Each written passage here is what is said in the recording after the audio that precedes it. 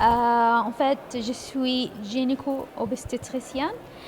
J'ai passé mon formation ici. J'ai obtenu la DOS en gynéco-obstétrique. Et ensuite, j'ai fait 3 ans d'assistanat en mini-invasive chirurgie, chirurgie de la laparoscopie ou cystoscopie en français. Chirurgie de la deuxième assistanat, c'était en chirurgie robotique. Le troisième assistanat, c'était en médecine régénérative.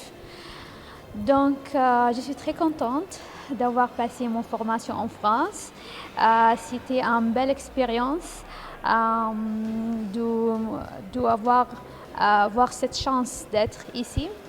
Et maintenant, je suis diplômée comme chirurgienne obstétrique et gynécologue. Et voilà, je souhaite un bel avenir. Je transmets toutes mes formations quand je vais retourner à Abu Dhabi. En fait, moi, je suis très contente d'avoir cette chance d'être ici en France. La France, c'est un très magnifique pays. Il y a tout. Il y a l'histoire, il y a la culture, il y a la nature.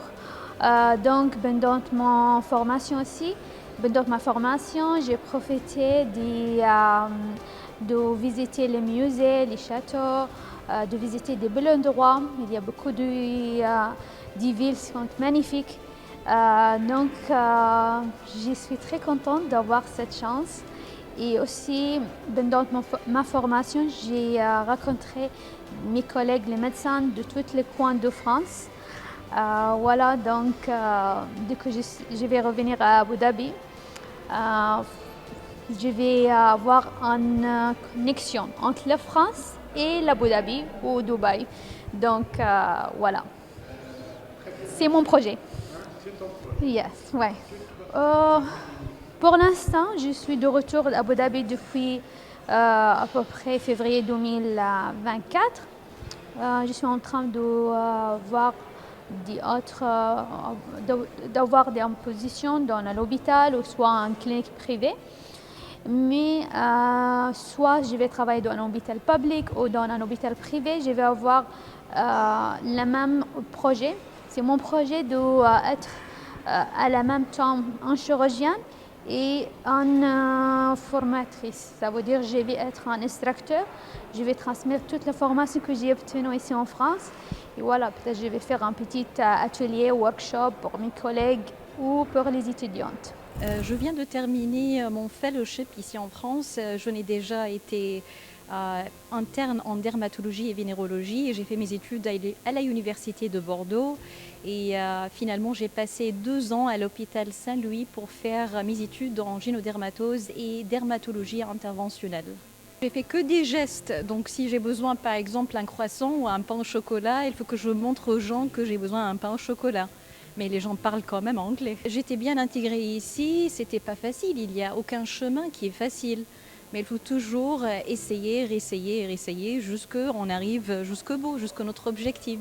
J'adore tous les livres. Le premier livre que j'ai lu en dermatologie, c'était plutôt pour Jane Bologna. C'était un médecin, il est toujours un médecin américain et tout. Et maintenant, je lis pas mal de livres en français, comme Sora. Les gens qui font le pont entre la médecine, le médecine, et ils font aussi avec la littérature. Donc, entre le médecine et la littérature, pour plutôt améliorer la façon de comporter avec les patients. Et c'est bien parce que ça apporte déjà des résultats qui sont bien au niveau médical et même au niveau de la rapport rationnel entre nous et les patients. Donc c'est quelque chose de formidable. C'est plutôt de la prise en charge biopsychosociale parce que nous, on prend en charge des patients forcément avec la connaissance de corps, la biologie et aussi le médicament et tout. Mais il y a aussi un autre aspect qu'on oublie souvent, c'est plutôt la psychologie ou plutôt l'environnement social des patients. Et comme ça, les patients seront plutôt satisfaits. Et nous aussi. Et ça, c'est le but de notre métier, d'être là pour nos patients, pas juste pour donner des médicaments pour le soulagement au niveau du corps, même au niveau mental et au niveau psychologique. Moi, j'aime beaucoup la littérature en arabe. Je suis très fan de Najib Mahfouz, El Kaukabani, Rawd Achour. Et il y a autant Abd Khal, il y a pas mal d'écrivains.